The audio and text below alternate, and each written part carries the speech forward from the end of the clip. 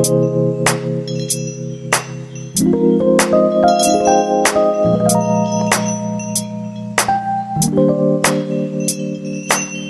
evening, good afternoon, and good morning. This is again JON's Vlog, and welcome back again to my YouTube channel. So today I'm going to show you or tell you how we are going to prepare a beef chopsuey with quail egg. And here are the things we need.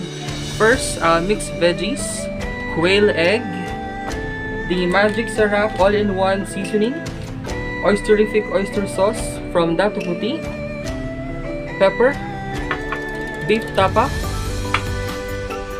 onions, and garlic. Palambutin yung baka ng 15 to 20 minutes. Huwag mong lalagyan ng tubig. So, after mo na mapalambot yung baka, kuntingin mo ng maliliit. First, we need to saute our onion and garlic.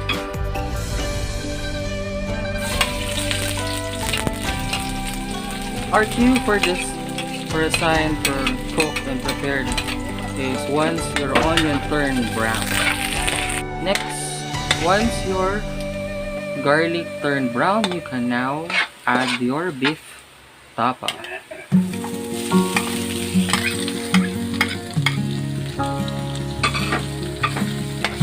So next, we can now add our magic sarap and pepper.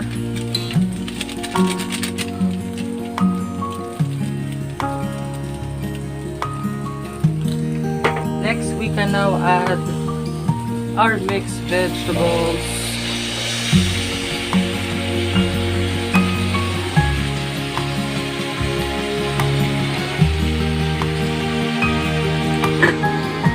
Now we add our melted beef cubes with hot water.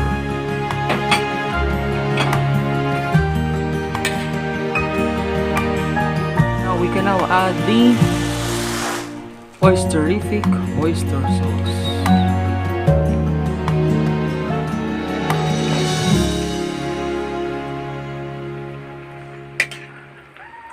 And finally, quail eggs.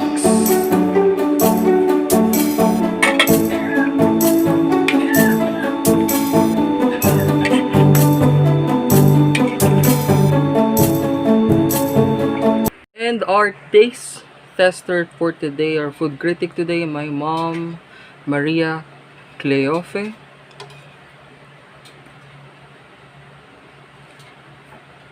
How was it, mom? Good?